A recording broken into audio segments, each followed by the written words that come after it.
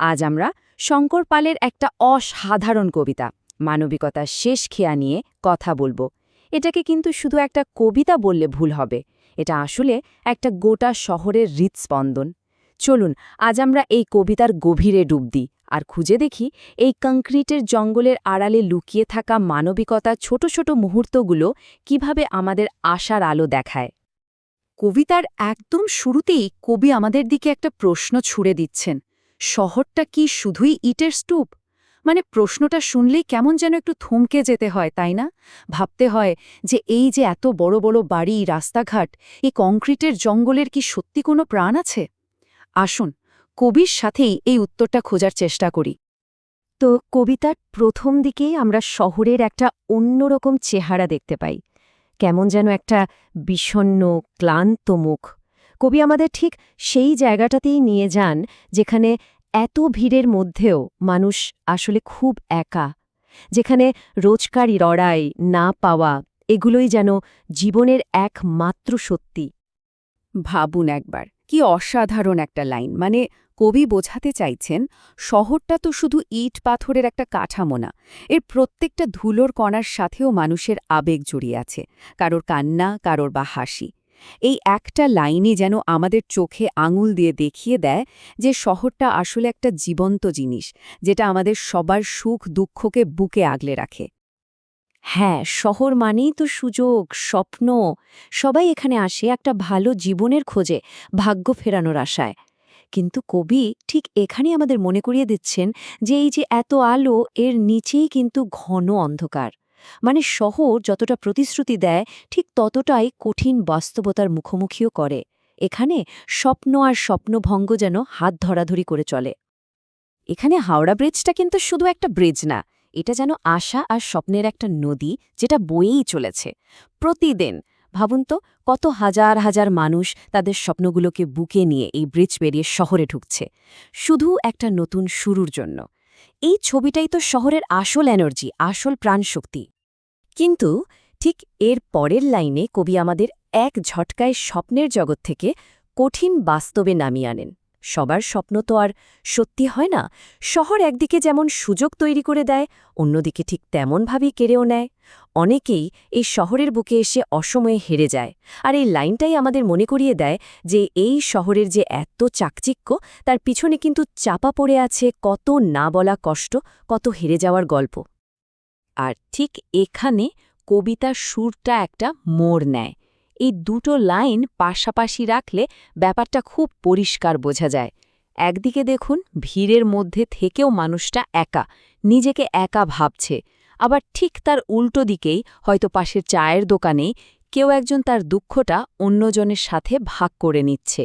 আর এই যে কন্ট্রাস্ট, এই বৈপরীত্য, এর মধ্যেই কিন্তু লুকিয়ে আছে কবিতার আসল ম্যাজিক, আসল বার্তাটা। শহরের এই বিষণ্ণতার চাদরটা সরিয়ে কবি এবার আমাদের সেই আশার আলোর দিকে নিয়ে যাবেন। তিনি আমাদের দেখাবেন কি করে এই বিশাল ভিড়ের মধ্যেই খুব ছোট ছোট কিছু মুহূর্ত তৈরি হয়, মানবিকতার মুহূর্ত, যেগুলোই আসলে আমাদের বাঁচিয়ে রাখে। দেখুন, এগুলো কিন্তু কোনো বড়সড় ঘটনা নয়। ওই যে চায়ের দোকানে বসে দুঃখ ভাগ করে নেওয়া, বা ট্র্যামের জানলা দিয়ে ফেলা একটা লম্বা দীর্ঘশ্বাস, কিংবা গঙ্গার ঘাটে চুপচাপ বসে থাকা কোনো মানুষের নীরব বিশ্বাস। এই যে একদম ছোট্ট ছোট্ট ক্ষণস্থায়ী মুহূর্ত, এগুলোই কিন্তু আমাদের অজান্তে সবাইকে এক সুতোয় বেঁধে ফেলে। আসলে এই যে আমাদের সবার বেঁচে থাকার লড়াইটা, এটাই বোধহয় আমাদের আসল কানেকশন। আর এই লাইনটাতেই যেন সেই বিশ্বাসটা আরও শক্ত হয়। কবি নিজেও মানছেন, হ্যাঁ, পৃথিবীটা আসলেই খুব কঠিন জায়গা, কিন্তু ঠিক তারপরেই তিনি একটা আশার কথা বলছেন, যে এই কঠিন পৃথিবীতেই দেখবেন অচেনা অচেনা কেউ একজন সাহায্যের হাত বাড়িয়ে দেয়। আর এই যে স্বতঃস্ফূর্তভাবে এগিয়ে আসা, এটাই তো প্রমাণ করে দেয় যে না, মানবতা এখনও মরে যায়নি। আচ্ছা, এবার আমরা চলে এসেছি কবিতার একদম কেন্দ্রবিন্দুতে, যেটা হলো এই কবিতার সবচেয়ে শক্তিশালী মেটাফর বা রূপক, মানবিকতার শেষ খেয়া। আসলে এই একটা রূপকের মধ্যেই যেন পুরো কবিতার সারমর্মটা ধরা আছে। তাহলে কি এই শেষ খেয়া? এটা কিন্তু আক্ষরিক অর্থে কোনো নৌকা নয় যেটা নদীতে চলে। এটা আসলে আমাদের সবার ভেতরের আশা, একে অপরের প্রতি সহানুভূতি, নিঃস্বার্থ কানেকশন, এই সব কিছুর একটা প্রতীক, একটা অদৃশ্য নৌকার মতো। যখন মনে হয় চারিদিকে শুধু অন্ধকার, সব শেষ, তখনও কিন্তু এই খেয়াটাই মানবতাকে ঠিক পার করে নিয়ে যায়। কিন্তু প্রশ্নটা হলো, আমরা বুঝব কি করে যে এই খেয়াটা এখনও চলছে, যে এটা হারিয়ে যায়নি? এর প্রমাণটা কি? চলুন দেখি কবি নিজেই কি বলছেন। আর এখানেই আসছে কবিতার সম্ভবত সবচেয়ে শক্তিশালী লাইনটা। কবি বলছেন, যখন একজন মানুষের জন্য আর একজন মানুষের চোখে জল চলে আসে, মানে ওই যে এমপ্যাথি বা সহানুভূতির মুহূর্ত, ওটাই হলো সবচেয়ে বড় প্রমাণ। ঠিক ওই মুহূর্তেই বোঝা যায় যে হ্যাঁ, মানবিকতার শেষ খেয়া এখনও চলছে, মাঝ নদীতে তার ডানা মেলে ধরেছে। তাহলে সব মিলিয়ে আমরা কি দেখতে পাচ্ছি? কবিতাটা আসলে আমাদের একটা খুব শক্তিশালী, খুব পজিটিভ একটা মেসেজ দিচ্ছে। শহরের এত অন্ধকার, এত একাকিত্ব, এত লড়াই, এই সব কিছুর পরেও শেষ পর্যন্ত কিন্তু আশাটাই জিতে যায়। আর এই সিদ্ধান্তে পৌঁছানোর রাস্তাটাও কিন্তু খুব সুন্দর। কবিতার ভেতরের যুক্তিটা খুব সহজ আর স্পষ্ট। মানে প্রথমে আমরা খেয়াল করি সহানুভূতির ছোট ছোট মুহূর্তগুলোকে। সেখান থেকে আমরা বুঝতে পারি যে না, আশা এখনও শেষ হয়ে যায়নি। আর সবশেষে এই মানবিক সংযোগের মধ্যেই আমরা শহরের আসল প্রাণটাকে খুঁজে পাই। কবিতার শেষে কবি আমাদের একটা জোরদার আশ্বাস দিচ্ছেন। তিনি যেন সরাসরি আমাদের বলছেন, বন্ধু, হতাশ হয়ো না।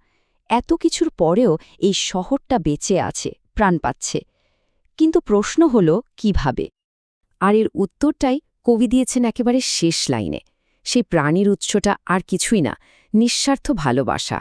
যখন কেউ নিজের স্বার্থের কথা না ভেবে তার ঊর্ধ্বে উঠে অন্য কাউকে ভালোবেসে জড়িয়ে ধরে, ঠিক তখনই এই শহরটা নতুন করে প্রাণ পায়, সত্যি সত্যি বেঁচে ওঠে। আর এটাই হলো সেই মানবিকতার শেষ খেয়ার আসল শক্তি। তো এই পুরো আলোচনাটার শেষে একটা প্রশ্ন কিন্তু থেকেই যায়। শঙ্করপালের এই কবিতার চোখ দিয়ে যদি আমরা আমাদের নিজেদের চারপাশটাকে দেখি, তাহলে আমাদের নিজেদের শহরে, আমাদের রোজকার জীবনে এই মানবিকতার খেয়াকে আমরা কোথায় দেখতে পাই? কোন ছোট ছোট ঘটনাগুলো আমাদের মনে করিয়ে দেয় যে না, আশা এখনও ফুরিয়ে যায়নি? একটু ভেবে দেখবেন।